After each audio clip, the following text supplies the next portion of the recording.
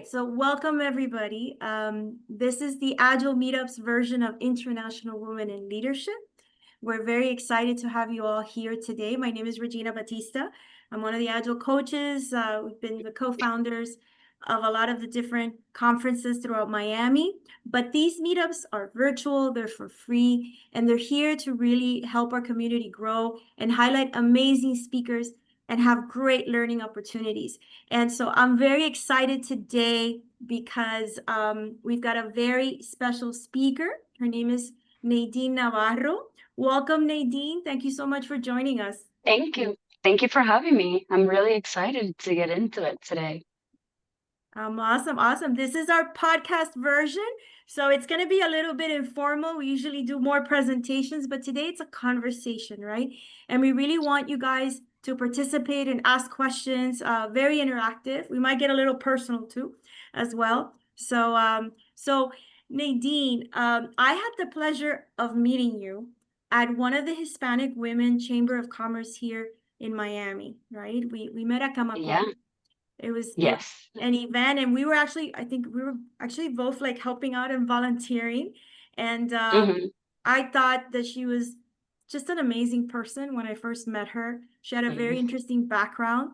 And then when I learned more about what she did, I was like, oh my God, I have to invite you to one of our podcasts, right? So tell me a little bit about your background, something personal first, right? Like what's like one of your favorite quotes or something that you live by? Something that you live by, like you always like, this is like your mantra. What is that? That's a good question. I have a lot of favorite quotes, but one of my favorite ones, and I think this is Oscar Wilde, he has a quote that says, if you know what you're gonna become in life, whether that's a teacher or a doctor or whatever that is your punishment.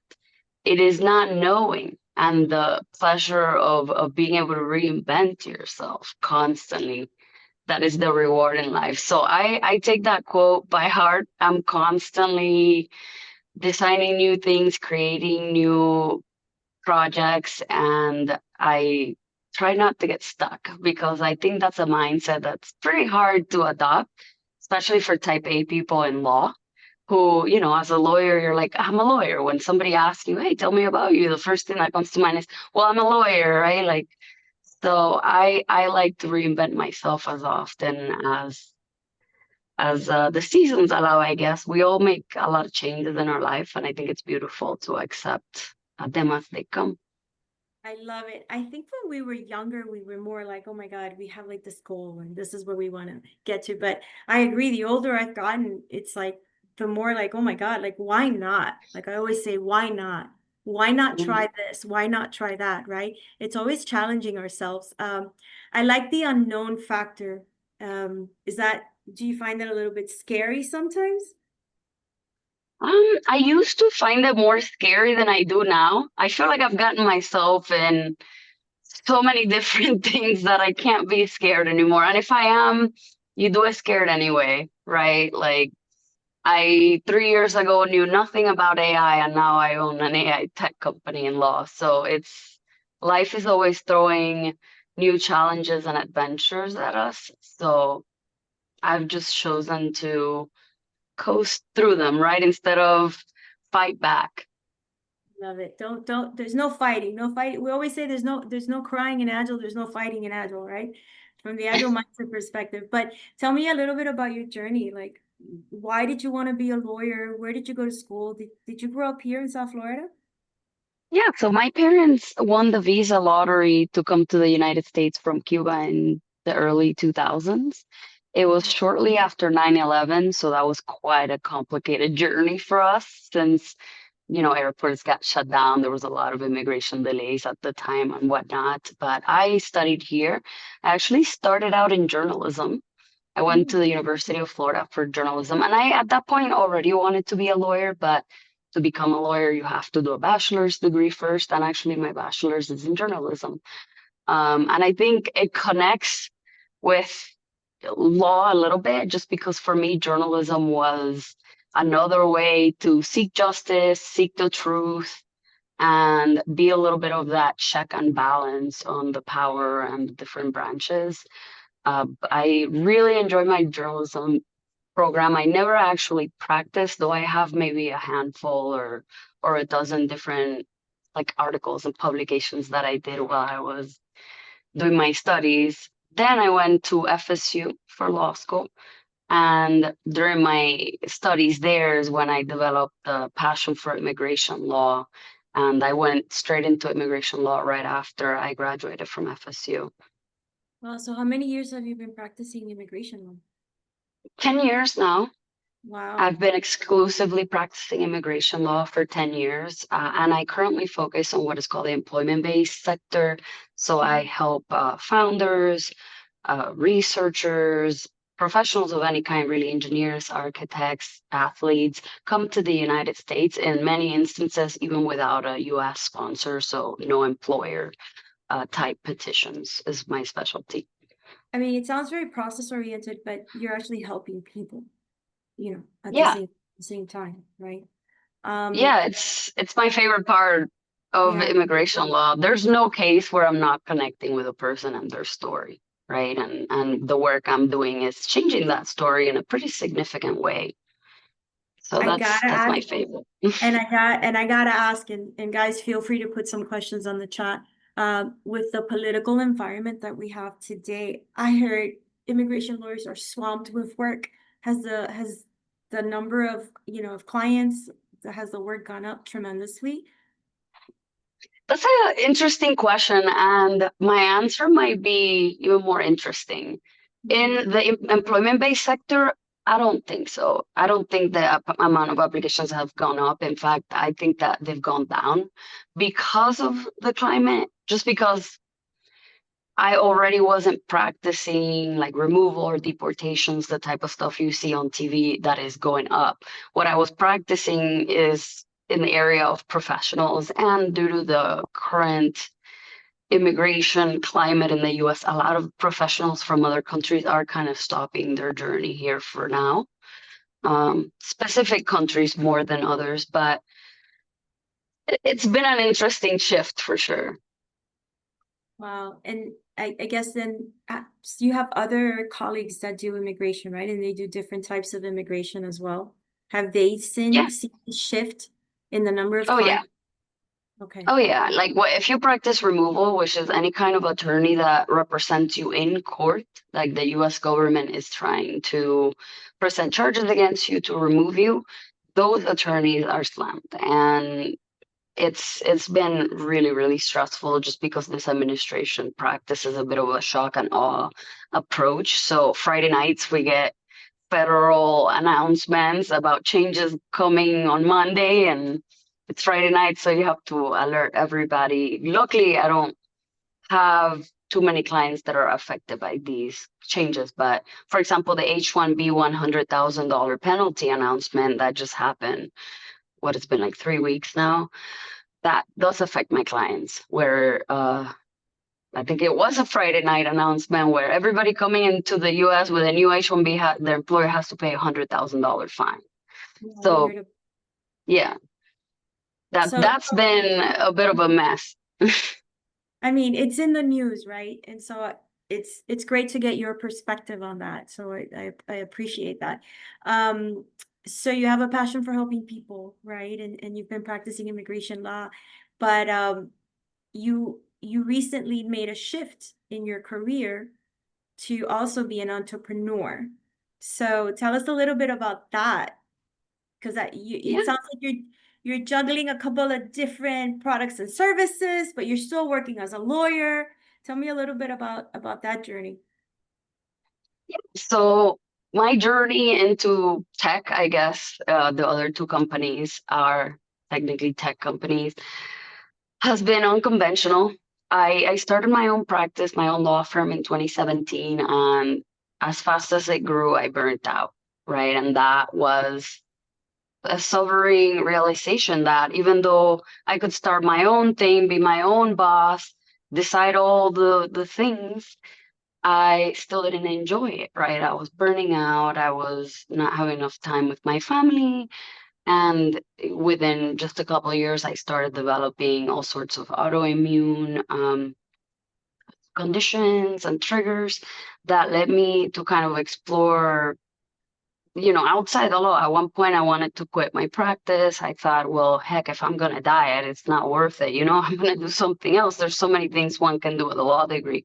But in 2022, AI was a big boom at the end of that year. And I had my co-founder in DraftyAI reach out.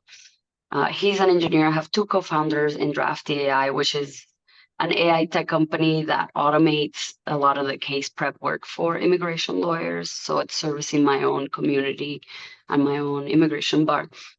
He reached out with the idea for the product, and we got to work right away, because the idea was a lot of this man hours that you're spending on case prep, what would you do if they just vanish? And it was like a click of a button and AI did it all, right? And it's made for you. It's made for immigration lawyers. So that was my first company, my first entrepreneur venture. And actually, we're fundraising right now a Series A. So we've now proven the product to the market. We've grown, and now we're fundraising to get to the next stage. Last year, even though through Drafty I was automating a lot of stuff, I still felt that a lot of things just didn't click in. There was a lot of back and forth with emails or with calls, and in immigration, especially, clients are constantly stressed, anxious, right? So there's a lot of communications.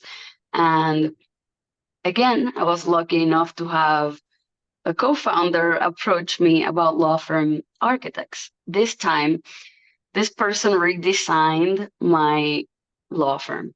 He showed me what it's like to journey map, to blueprint an entire operation cycle, and to spot what are your bottlenecks, what are the issues stopping a client from being happy. Why is this client calling all the time? Why are clients emailing us so often? There's something in the process that isn't the client experience is not delivering. Otherwise, they wouldn't be contacting us all the time or not understanding or finding things we sent them. So we redesigned my entire system to make it the client experience elevated. And from that redesign came law firm architects, because my co-founder, he is a client experience expert and a product expert. He previously worked 15 years in NASA, and he also worked in Pfizer. He brought these corporate and government service design methods to law with me. And I just knew that there's nothing like this in law. There's absolutely nothing like this in law. And we were right. We've been extremely successful in the year that we've been in business consulting with law firms. Our tagline is, we design law firms that don't run on burnout, because that's exactly what my mission in this profession is. I do think that practicing law shouldn't require your health. It shouldn't require you to forfeit your family. And you can absolutely practice law within reasonable hours and have whatever lifestyle you want, whether that's at a formal office in New York City or practice from the beach, on a lawn chair, whatever it is that is your dream. I think it's possible. I think we all want to work from the beach. Absolutely. I know I would love to be working from the beach every day. No, but let's break it down a little bit, because it's very interesting, right? Just we all come from very high stressful professional jobs. I think the majority of the folks here, right? Where we've been burnt out, where we have a lot of manual processes. I mean, a lot of us work on system implementations, and we implement systems that can take care of a lot of the work that we used to do manually. But now with AI, it's like a whole other level of that, which is really exciting. So I just want to make sure that we understand. So for the immigration side of things, you went into the process improvement on the actual immigration paperwork or immigration processing, right? Did you build like AI agents around that? Did you build bots? Did you guys automate a lot of that? Tell me a little bit No, about, so from the technology perspective, what you guys ended up doing on that side. yeah, so DraftyAI is its own subscription software. we created a whole software. It's not necessarily just an agent, it's a complete dashboard for immigration lawyers to manage their cases. Right now, the main functionality is research and drafting. So you can go in Drafty, type the kind of case you're working on, give a sample, so a past work that you've, a case brief, or if you're doing an affidavit, whatever it is you're doing, to inspire the AI on your tone, your style, so that it doesn't sound like ChatGPT, because no lawyer wants an output that sounds like ChatGPT and like every other ChatGPT output, right? So Drafty then researches the case, reads through the case evidence, and creates the complete case petition for you.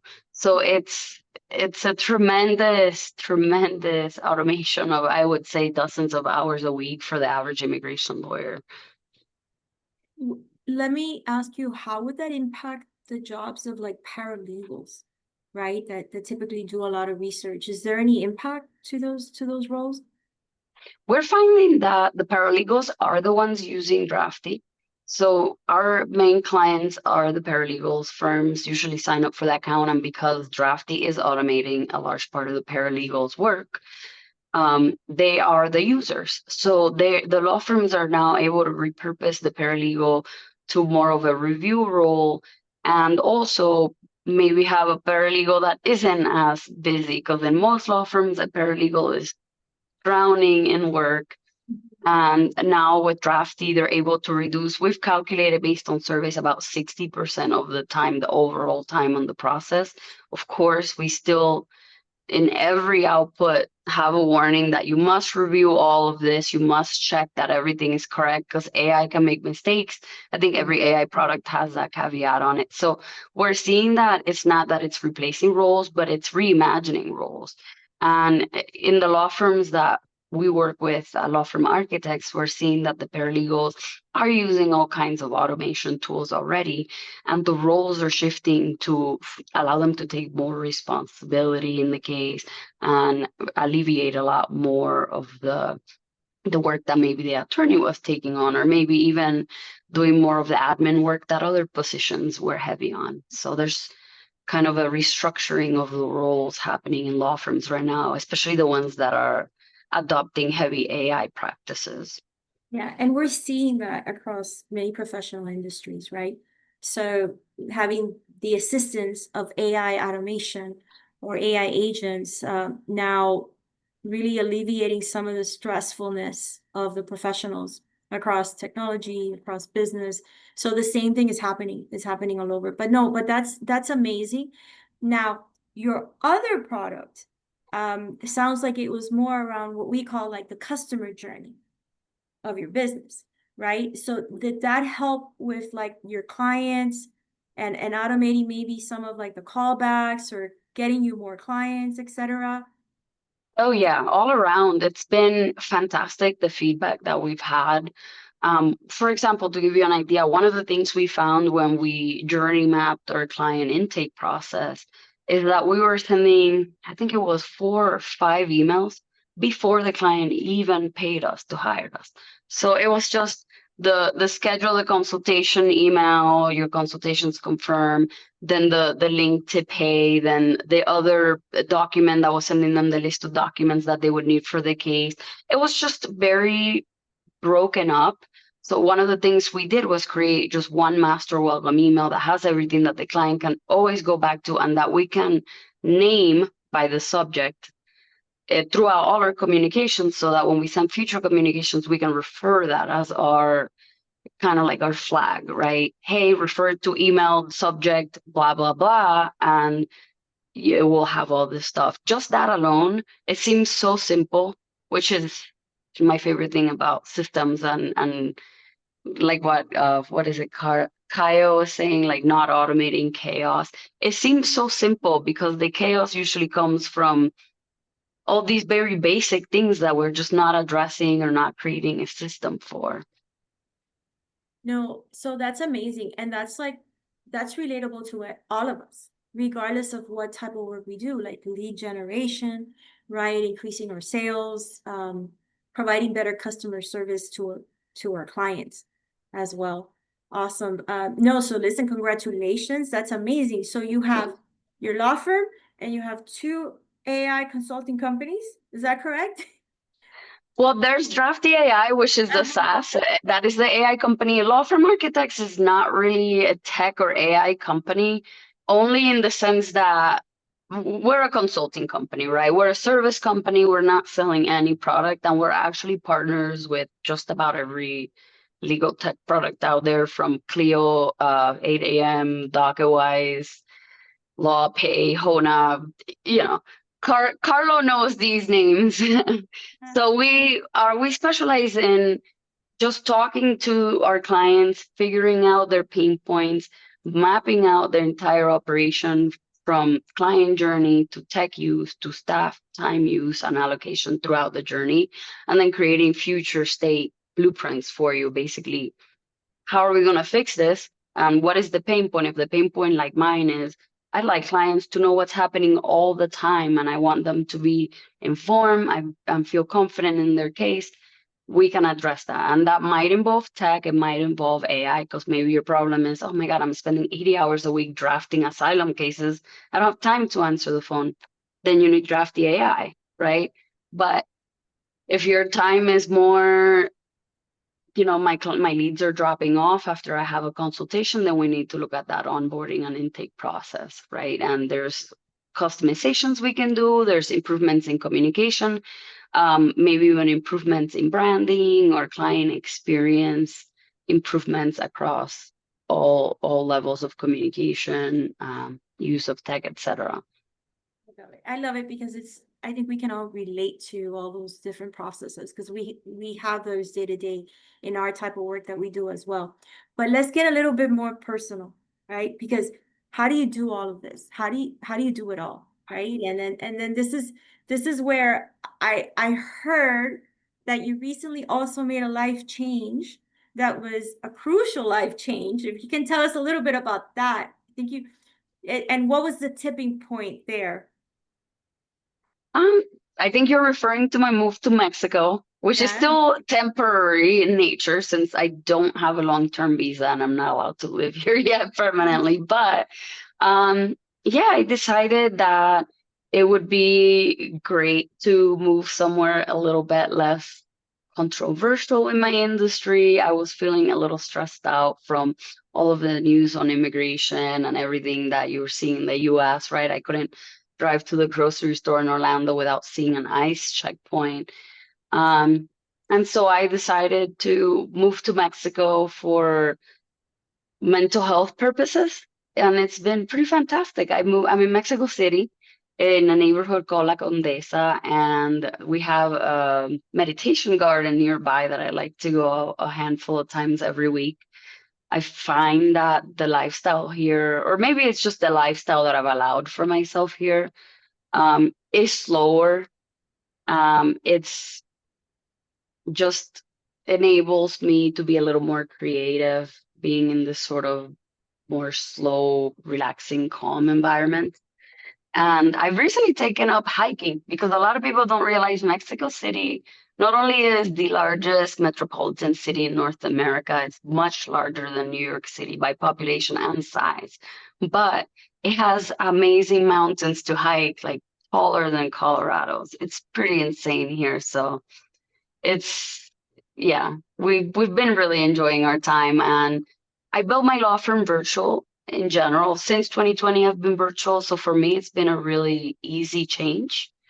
I just have obviously I have the office receiving the mail in the US, and I have like mail and postage and shipping services. But aside from that, my paralegal is not in the US, and my executive assistant actually is here in Mexico with me. She lives here.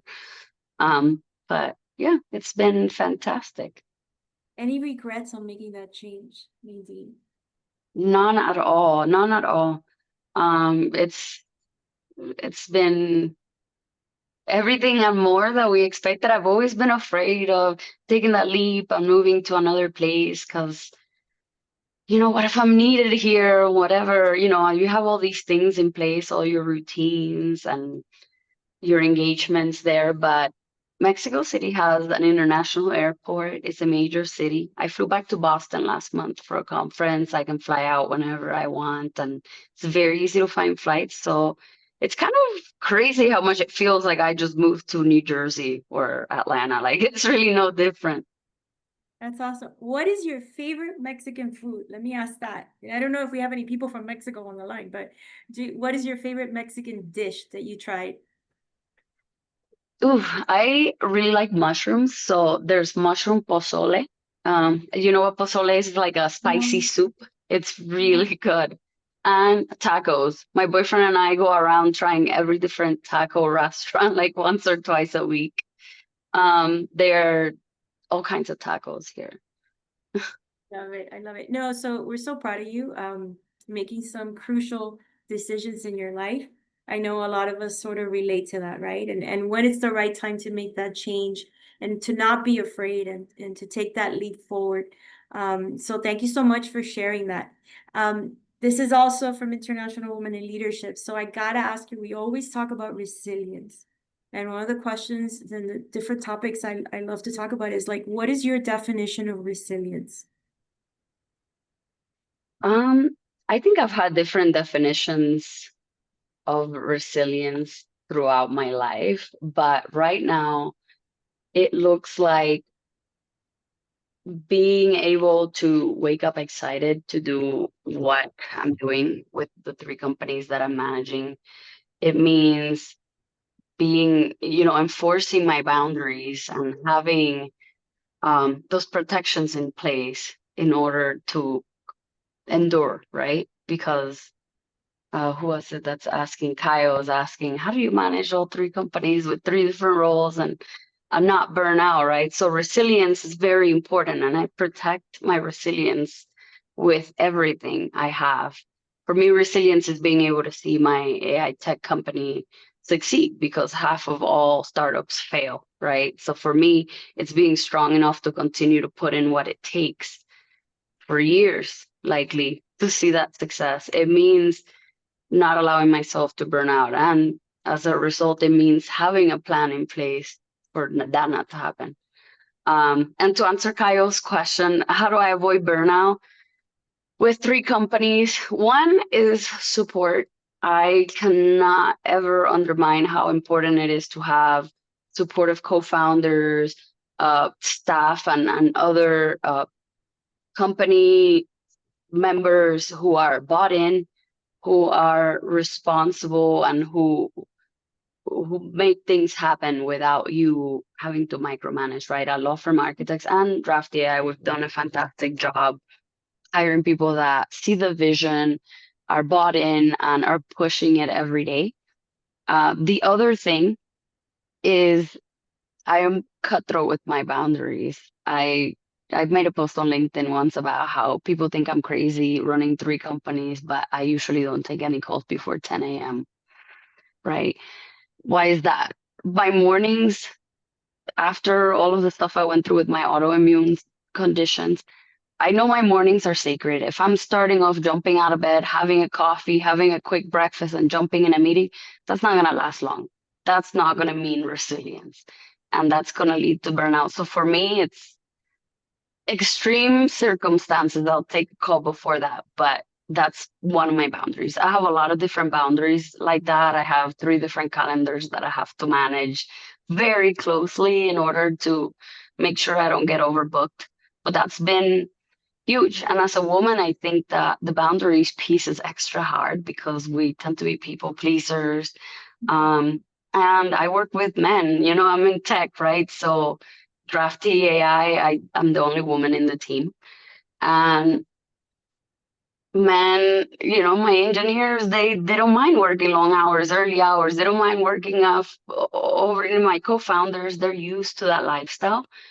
And I'm always telling them, you guys run on testosterone. I don't, I have my own needs and I'm not going to be afraid to stand up for those because you guys want to see a CEO long term, right? You don't want me to burn out next week and then fail at whatever the pitch meeting we're doing or fail to deliver what I need to deliver.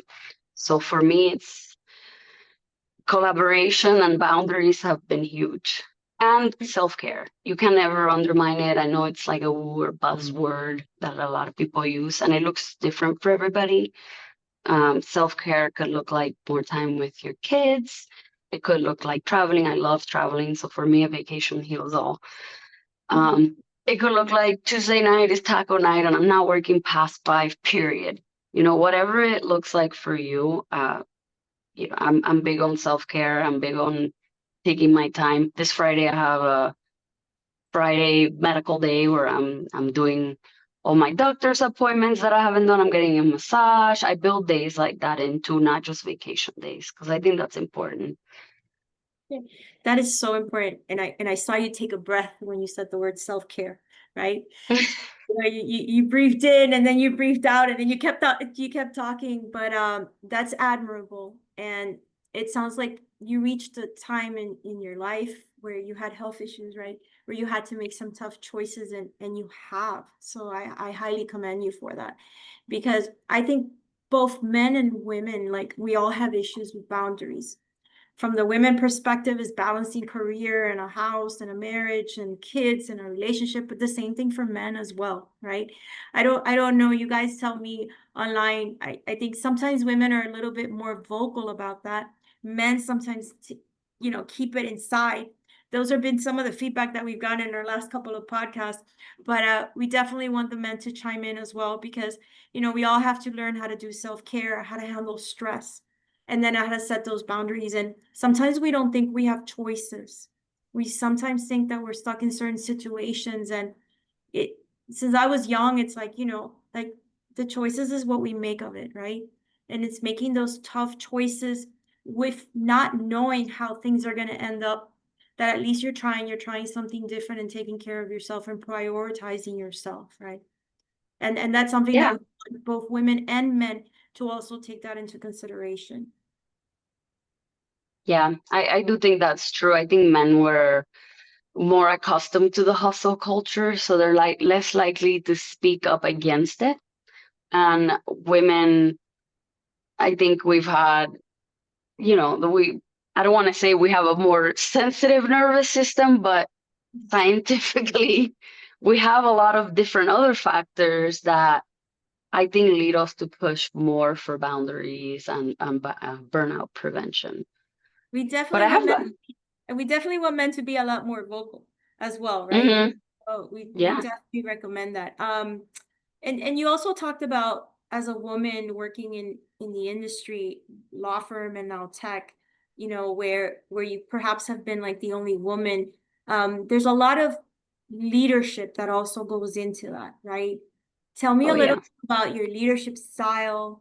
What does that look like, from people that you have reported to, and also now as a leader yourself?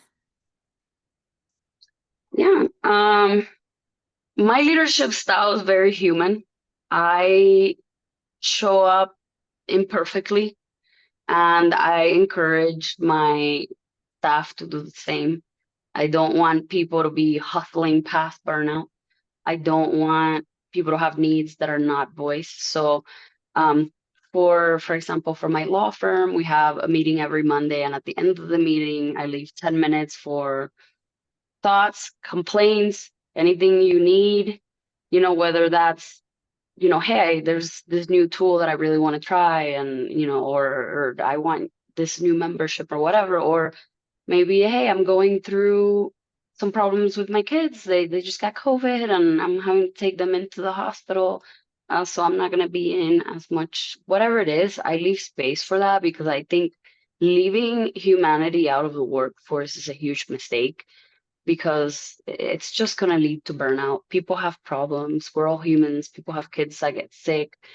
Um, People have all kinds of trouble that come up, personal issues, family issues. And I think being human and allowing for that to be okay, to be voiced, has prevented a lot of burnout in my staff across all my companies. It allowed for a lot more like vulnerable conversations that make people bought into our mission, right? Like that make people want to follow our leadership because they feel taken care of, they feel considered. Um, I love that in some of the work that we do, we use the term servant leadership, you know, and it goes a little bit away from what traditionally was called more like command and control type of leadership to be more of a servant leader, really being there to remove blockers, be a servant to the people that report to you and make their lives better and help them develop as well. And so I love that it's very humbling, Nadine, from your part, and that's very admirable. I appreciate you Thank you. sharing that with us. And so if the folks on the line, if you guys can put your favorite leadership traits on the chat, let's mix it up a little bit. What's your favorite leadership trait? If you guys can put that on the chat, and then we'll read it super quick here. In one word, like a leadership trait that you guys love and admire, or that you find Oh, it. I love this article, Carlo.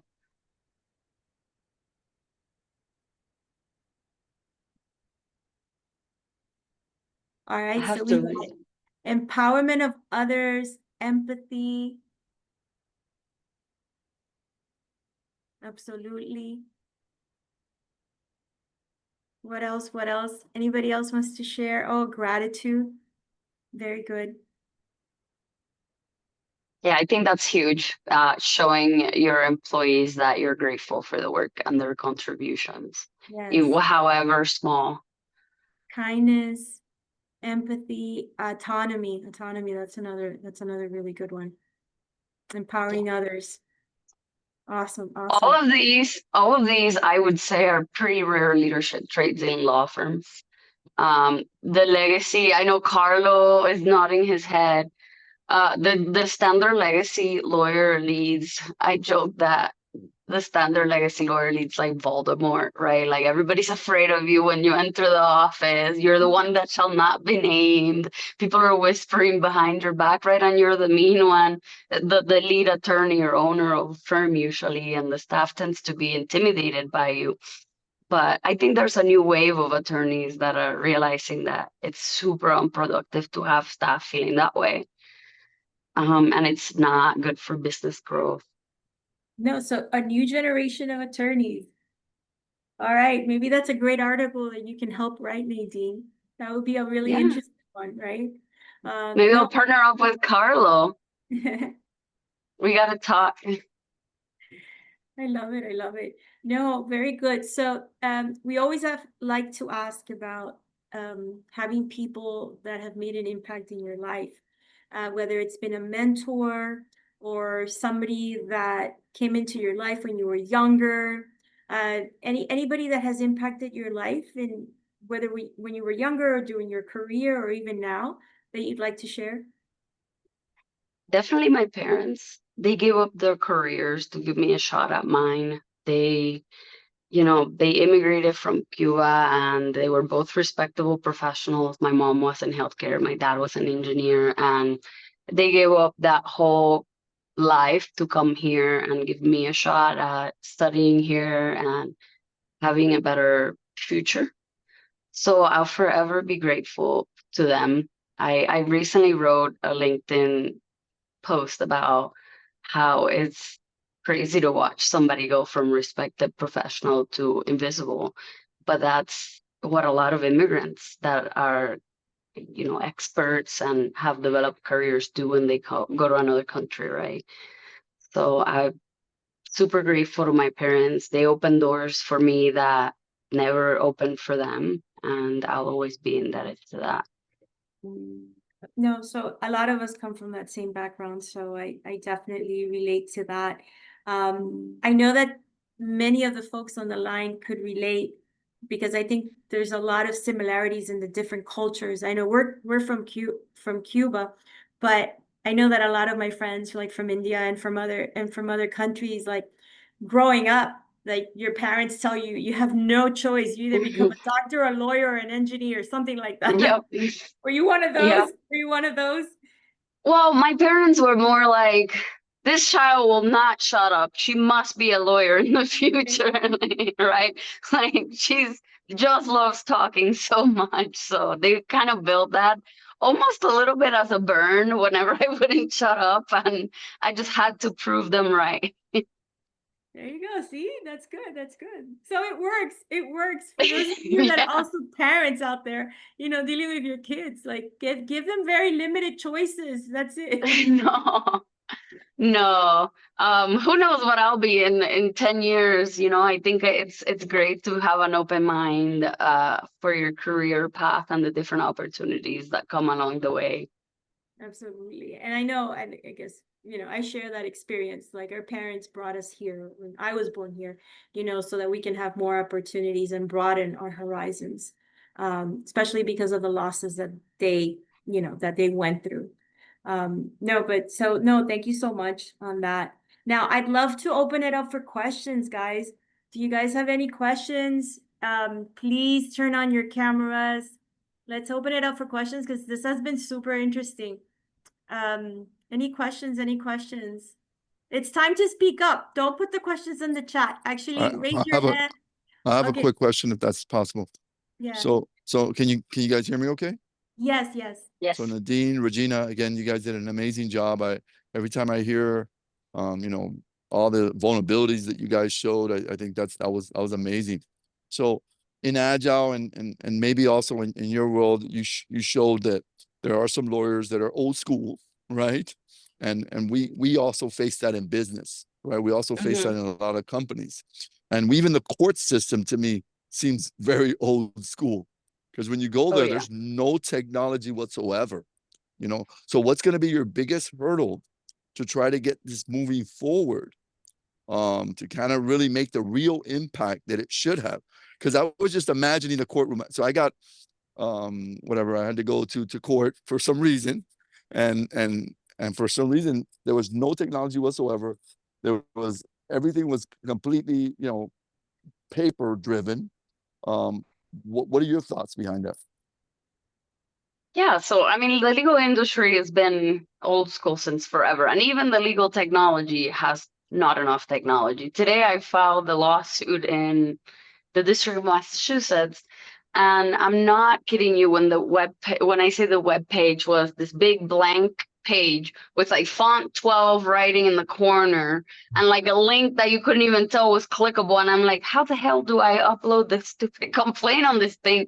And it takes ChatGPT to like research the little four corners of the page to be like, it's that top left link thing, right? So it's even the technology is very, very behind. And with immigration, this is more advanced than we even have in immigration, because I was filing an APA lawsuit, so outside of the immigration law system. But within immigration, we don't even have digital filings, right? You have to send a 500-page giant package box to USCIS in the mail. And for us, that's a great question. We actually are building infrastructure within DraftyAI to eventually try to acquire a government contract, because I think a big issue right now, at least in immigration, is that there's no quality control sort of service that cuts across, right? The lawyers are using an AI tool that is telling them, okay, everything looks good, it's all complete. USCIS or the government is using a different one. But how great would it be if the same infrastructure could just connect, where you complete the case, it's telling you everything checks out, it's complete, it's all legible, everything you need is in there, and then you can directly submit it, and then USCIS also gets those assurances that everything that's needed to be included is in there, it's been checked for accuracy, or it's been checked for completion. So we're developing that infrastructure now. And I do think it's going to be a slow burn in terms of the legal industry for the government to adopt AI tech like that, or partnerships of that sort. But it's one of the visions we're working with our investors right now. I mean, you're Awesome. at the Thank you very forefront much. of that now, which is great, right? So you've had that foresight already to at least get in front of it and start maybe providing some of those services and changing that mindset, which is great. Yeah, I think, we're I think unveiling what we call Drafty Verified first to the lawyers, and then we hope to build the credibility in the full industry for then pitching it to the government. I think Sergio has a question. Sergio, do you have a question? I do. Can you hear me okay? Yes. Yes. Excellent. Yeah, first of all, a comment, Nadine, congratulations on amazing accomplishments. You seem very courageous, willing to jump in and make changes to your life, and do new things, and that's pretty interesting. I'm curious about, again, talking about a very traditional profession and an industry. What kind of adoption rates are you getting for both DraftyAI and your legal firm architecture? I forget the name of your company. Like, Yeah. how well is it being adopted? How difficult is it to speak to lawyers about transformation and change? And then another part question is really more on the more tactical side. How are you answering questions around uh, client, attorney confidentiality and data security with things like Drafty? Yeah, absolutely. So in terms of adoption, the first 2 years, we're on the tail end of year 3 here. Yeah, I believe year 3 now. First year was a mess, right? Lawyers were hearing all kinds of lawsuits where this one lawyer almost lost their license. Like, AI was very inaccurate at the start. So our first year was mostly an education year. We put on CLEs. We partner with AILA, which is the immigration association in the country, for all the immigration lawyers. And we did a lot of educating. The second year, it was a little bit more, I don't know. Some people are using AI, but I don't know. It's too risky for me. So adoption was very stalled those 2 years. Now, this third year that we're getting through now has been a big, turning event. Attorneys are now getting to that FOMO stage that you have in tech and AI. And they're now no longer wondering if AI is going to be good enough, but rather, what AI should I adopt? Because other people are using AI. I'm seeing them successful with AI.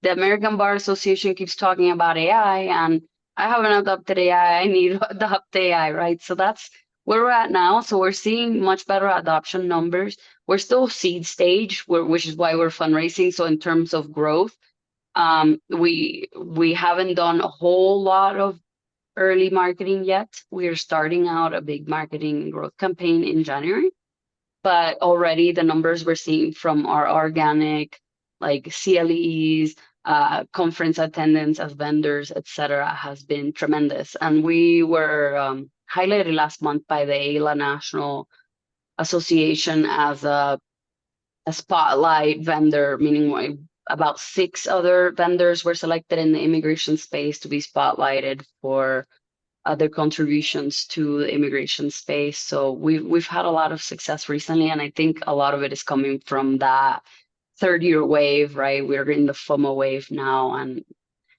we're seeing a lot more positiveness around the topic of AI in law. The second question, I forgot what it was already. Can you repeat? More about how you're answering questions regarding Oh, client confidentiality. confidentiality and handling, PII data or data security in any ways. Yeah, so that's been a big part of my role at Drafty, because I am the lawyer in the founding team, and the other 2 people are engineers who are all too eager to just do what's best, but not what's safe. So I've been that, legal brain behind the team. As far as PII, we encrypt on our end. Obviously, we also are encrypted at rest and at transit, just standard, but we encrypt on our end all PII, and that's been a big push that I've done because I know how important it is, especially in law, to build those kind of safeguards. Another thing that I tell attorneys, because I feel like a lot of attorneys are worried about AI for reasons they really shouldn't be, is ChatGPT has the same SOC 2 protections and GDPR protections as your MyCase or Clio software that is made for law, right? Like, there's nothing inherently different about it. Yes, both of them in really serious situations may respond to a court request, but that's unusual. And any tool, our tool is built on top of OpenAI. We use obviously the API, so it has extra protections on it, and we encrypt. But I think that a big part of it has been kind of busting those myths that attorneys believe that just because a product is AI built, it has less protections than other products that are not advertising as AI. Interesting.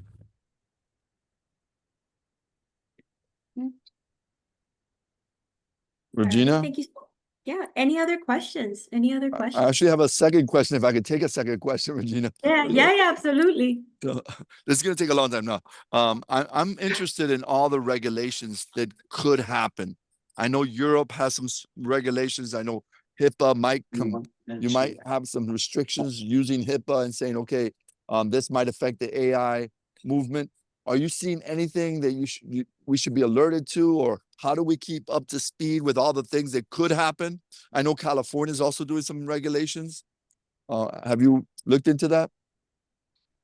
Yeah, I mean, the world of AI is fast moving, and what was working 6 months ago is not working now anymore in many instances. So there are a lot of changes. I feel like it's kind of a lot to keep track of everything going on. One thing I have for all of these news updates and things coming out constantly is Google Alert. I don't know if you guys use those, where if any phrase specifically is in a news article published on Google, I'll get an email about it. And I have a folder that all of these go to, and I just sort of read through all of those news weekly. But I think for right now, if you're building AI in the field of AI, whether it's in law or anywhere else, you have to stay appraised of the news, and it's a full-time job almost. So, yeah. Oh, Carlo? Yeah, a quick question. Thank you. This has been amazing. So Nadine, sort of building on that last comment you made, but with the proliferation of all these tools, enabling technologies, how do you kind of figure out what to leverage as you try to continue to innovate? What do you mean specifically? What to leverage in what way? Well, the tools as you build out new capabilities to offer either for your AI company or for the architects venture, just how do you sort of vet and keep abreast and select new possibilities? Oh man, we're constantly meeting with vendors, and it's funny because you met with a vendor 6 months ago, and now they have a new AI product that they're releasing. Like Filevine just announced a draft product, so did Clio, and right, it's like constantly moving. So we have partnerships with a lot of vendors, and that's how we keep abreast. By becoming partners, they send you briefings. You're the first to know when any changes happen. So that's absolutely necessary. I don't do that part of the process. My co-founder does. Obviously, I can't do everything myself, but a big part of it is just having a vetted list of vendors that we become partners with and constantly get updated on, so that when we are analyzing a client's blueprint, we can say, okay, for you, like Monday.com would be a good platform because you have these pain points and these needs. For another person, it might be Clio Grow, Clio Manage, my case. It's very different. And so our team is appraised across dozens of different vendors.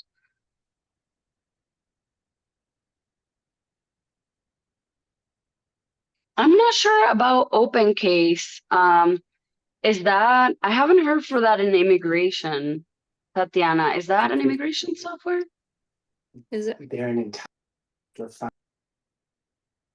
They're actually like an all-encompassing software that supports different like law. Are they case management?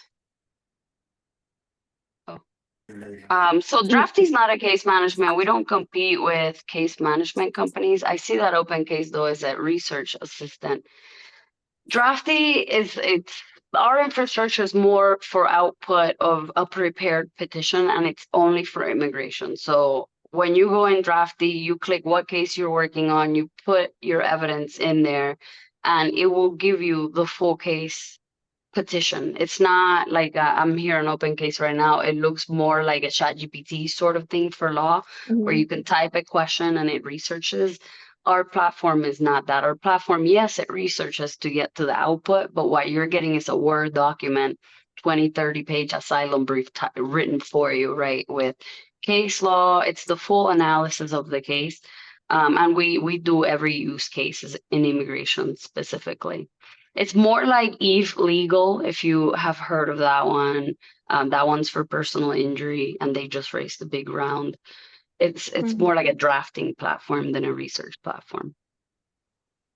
How did you test, or how did you come up, I guess, with the data, the prompts? Did you just use your own knowledge as an immigration attorney, Oh, no.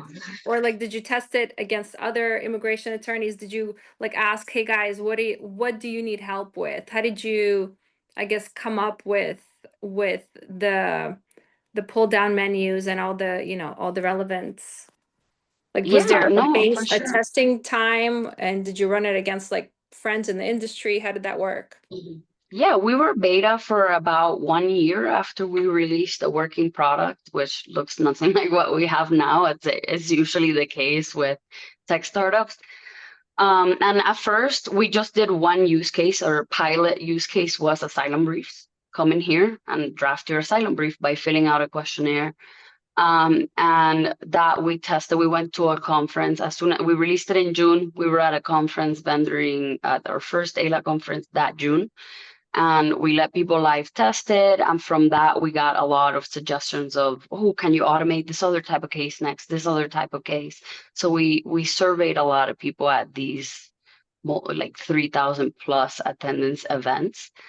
And we also had, like I said, a 1 year beta where we didn't charge anyone in exchange for feedback, right? So they would use our product, it was totally free, and they would just give us their feedback. What's working, what's not working, what do you wish you were seeing here, what are you not seeing that should be there?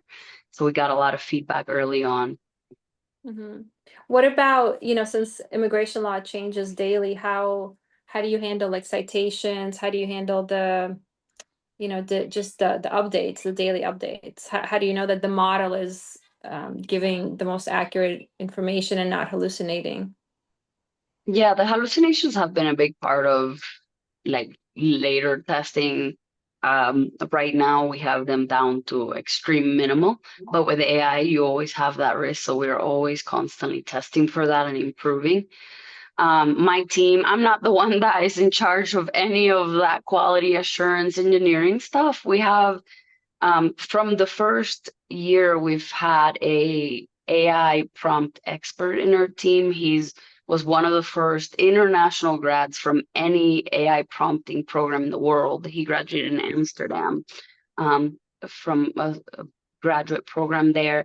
And so he's, through prompting and actual, you know, expert prompting, we've been able to get the accuracy right almost at 100%. And then the other piece of that is, I don't really know how to explain too much the engineering end of it, but the infrastructure and the way that we process your everything that you input into the application also has a deep layer of engineering built into it, so that the tool, one, live searches the internet. So if there's something that's been published on the internet today, you can find it. I think that was huge.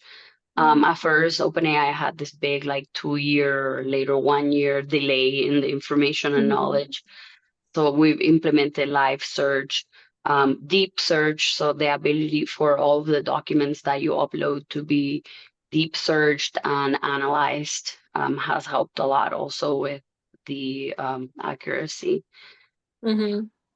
Because early on, it was as simple as like changing the temperature, right? It was from 0 to 10. And like, if you're at 0, it shouldn't hallucinate, but it still did. But now there's a lot more to it than that, right? So yeah. Do you know like what percentage of the documents the attorneys still have to change, like to tailor it to their case when they're generating through Drafty? I mean, to tailor it to your case, there shouldn't be too many changes, because when you upload the evidence, the tool understands everything in the evidence, affidavits, news articles, whatever, and it applies that sometimes you didn't upload everything and you got new evidence later. There's some changes there. But I think what you're after is a number. In our surveying of our user base, we've gotten a minimal of 60% time saved is what our customers are saying.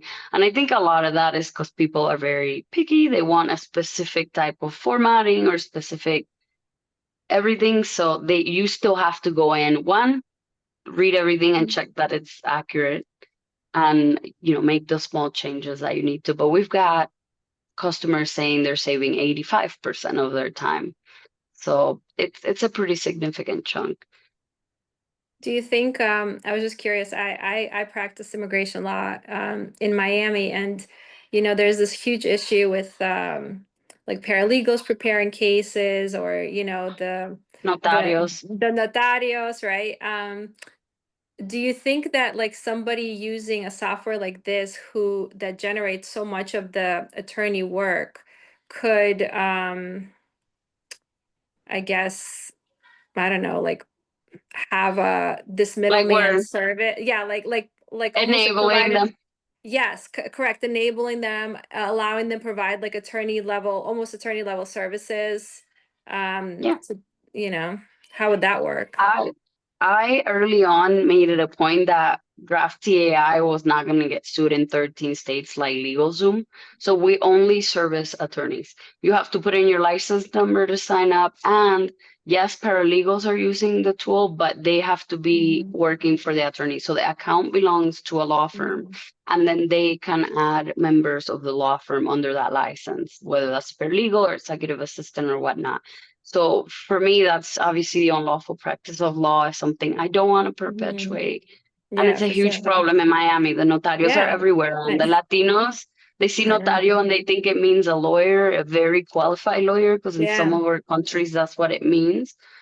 So for me, I know LegalZoom was my case study for that, because we could have been B2B, right? A SaaS that we sell directly to law firms, or we could have been to C, right? We could have sold to anyone, even people that were filing their own case. But we decided we market Drafty just to law firms.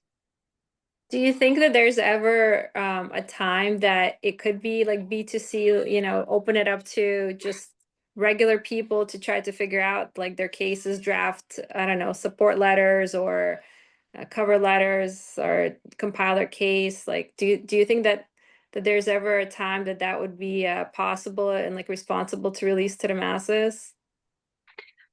I can't speak to what is possible because we don't have it in a roadmap at all right now for the next 3 years, but we will be onboarding investors, and I can't speak to what's possible or what will be a roadmap in 5 or 10 years. But right now, our goal is to take the immigration practice market, right? Just the law firms. We're starting with AILA because I'm very involved in AILA, and just capture 2% of the immigration lawyer market right now is our goal. Yeah, I really I actually found this this meeting today, and I'm so happy that I've been able to attend and just listen to you, Nadine. Really inspirational. Something. Well, thank you for joining. How did you hear about us, Tatiana? Oh my goodness, I don't even know. I honestly have no idea. Probably on LinkedIn. I forgot. Maybe on LinkedIn. Probably most likely on LinkedIn. Yeah. Thank you so much. We really appreciate it. Definitely follow us because we have a lot more of this coming up.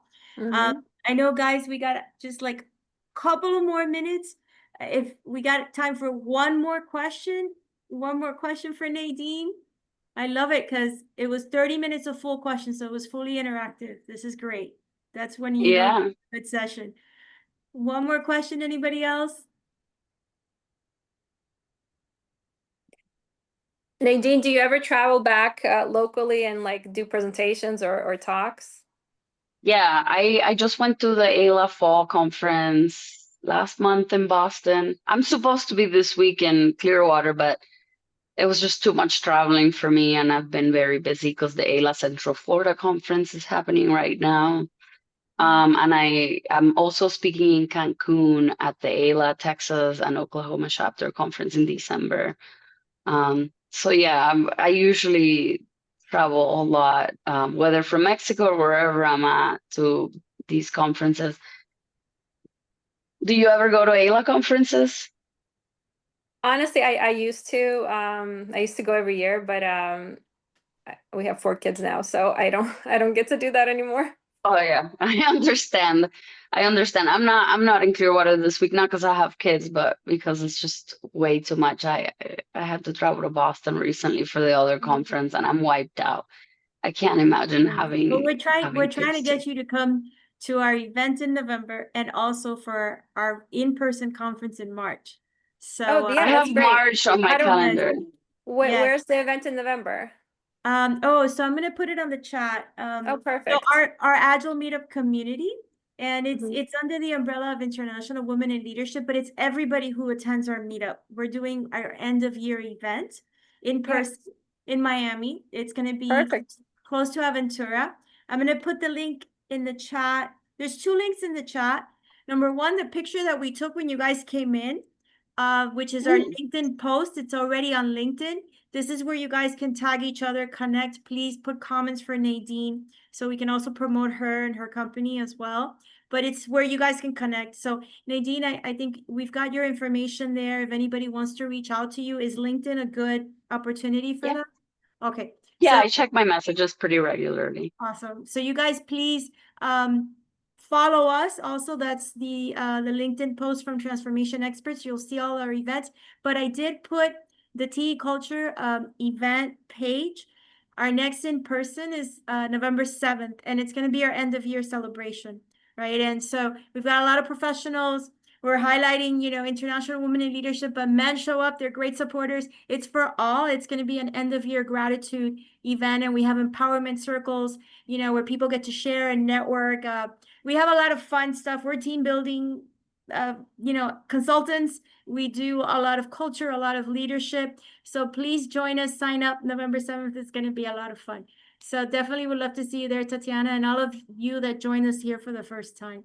But Nadine, it's been a pleasure. Thank you so much. I really enjoyed learning. I learned something new. And so I, learned about AI, learned about law, learned about immigration, learned about Mexico as well. And You gotta try pozole if you ever go to a Mexican restaurant that has it. I am. I'm going to put that on my list, but I definitely want to connect with you in person. So let's stay in touch. And hopefully for next year's Agile International Conference, we'll have you as one of our speakers. Right? Thank you. The pleasure was mine. And thank you everybody for being here and bringing your questions and your thoughts and for being engaged. This was such a good time. Great. Thank you, Josuel and Ali, for giving us your support today. They did a great job. I thank you both. That's our team in the background. So thank you guys. Thank you so much, Regina and Nadine. Great talk. Thank you. Connect with us on LinkedIn as well. I put my my connection there also on the chat. And hope to see you guys November 7th. Thank you. Perfect. Thank you. Bye everyone. Bye.